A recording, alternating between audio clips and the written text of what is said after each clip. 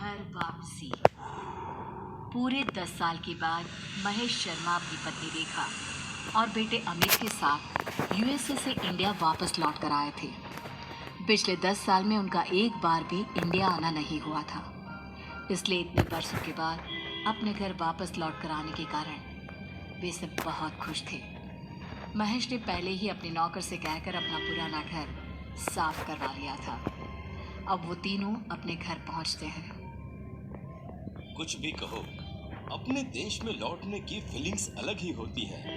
क्यों रेखा, ठीक कहा ना मैंने? बिल्कुल ठीक कहते हैं आप।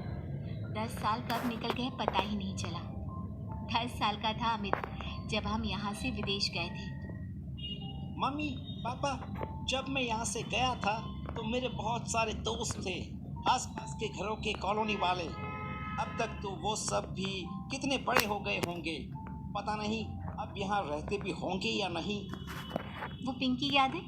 बचपन में पूरा समय अमित के साथ ही खेलती रहती थी। कितनी प्यारी बच्ची थी। कौन? वो अपने गुप्ता जी की बेटी? हाँ हाँ, वही।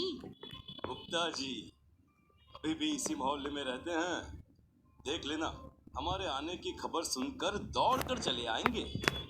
मम्मी पापा, आप लोग बातें करिए, मैं अपने कमरे में सोने जा रहा हूँ। मुझे कुछ देर आराम करना है।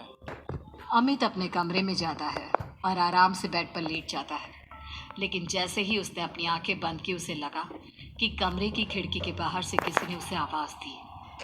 अमित, तुम लौट आए? मैं कब से तुम्हारा इंतजार कर रही थी। कौन है वहाँ पर? अगर कोई है तो प्लीज अंदर आ जाओ। अंदर आकर बात करते हैं ना। इस तरह खिड़की के बाहर से बोलने की क्या जरूरत है? लेकिन मैं तो यहीं रहती हूँ, तुम्हारे कमरे की खिड़की के बाहर, और मैं अंदर नहीं आ सकती। अरे बड़ी अजीब बात है, अंदर क्यों नहीं आ सकती? वैसे तुम हो कौन? अमित के इतना पूछते ही अचानक आवाज आना बंद हो जाता है। लगता है कि कोई मजाक करने की कोशिश कर रहा है। बाद में देखता हूँ। अब अमित एक बार फिर अपनी आंखें बंद करके सोने की कोशिश करता है, लेकिन इस बार जैसे ही वो आंखें बंद कर सोने के लिए दूसरी तरफ करवट पलटता है तो उसे एक छोटी बच्ची बाजू के बेड पर लेटी दिखती है, जिसे देखकर वो घबरा कर उठ जाता है। कौन है? कौन है? कोई है? क्या हो गया है मुझे? अचानक से छोटी बच्ची क्यों नजर आ रही थी मुझे? लगता है ज्यादा ही थक गया हूँ मैं। थोड़ी देर के बाद अमित गहरी नींद में सो जाता है। अगली सुबह जब अमित सोकर उठता है और अपने कमरे से बाहर आता है तो अमित को देखकर महेश और रेखा के होश उड़ जाते हैं। ये क्या बचपना है अमित? ये तुमने अपना हुलिया कैसा बनाया हुआ है? पागल हो गए हो क्या? आज से पहले तो बेटा तुमने कभी ऐसी कोई हरकत नहीं की। अमित, तुम कोई दूध पीते बच्चे नहीं हो, 20 साल के जवान लड़के हो, और ये किस तरह का मजाक है? मम्मी पापा, अब गुस्सा क्यों हो रहे हो? मैंने क्या किया है? अभी अभी तो नींद से उठकर आपके सामने आया हूँ और आप भी मेरे ऊपर गुस्सा कर रहे हो। क्या हुआ? रेखा अपनी जगह से उठती है और एक छोटा सा आईना लाकर अमित की आंखों के सामने लगाती है। ये देखो, तुमने अपने सर पर रंग बिरंगी रबड़ लगाकर 2 चुटिया बनाई हुई है और हेयरबैंड लगाया हुआ है और आंखों में काजल। पागल हो गए हो क्या? तुम्हारी तबीयत तो ठीक है ना? अमित ने घबराकर अपने बालों से वो रबर बैंड निकाल दिया, हेयर बैंड भी फेंक दिया। मम्मी पापा, मैं सच कह रहा हूँ, मुझे इसके बारे में कुछ भी नहीं पता। यह सब किसने किया है? आप बताइए, क्या मेरा बचपन का कोई दोस्त आया था जिसने नींद में मेरे साथ ये सब किया हो?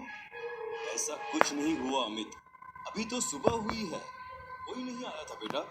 हम सच कह रहे हैं, किसी ने तुम्हारे साथ मजाक नहीं किया है। लेकिन तुमने ऐसा क्यों किया, तुम बताओगे? अरे मैंने कुछ नहीं किया, मैं सच कह रहा हूँ।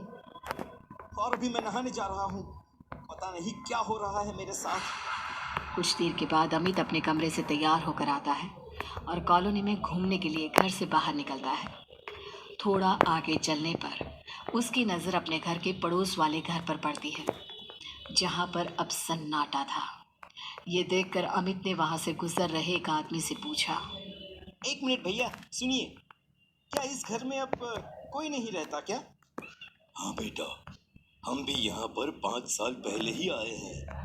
तभी से इसे खाली ही देखा है। सुना है कि यहाँ रहने वाले लोग अचानक ही एक दिन घर छोड़कर चले गए।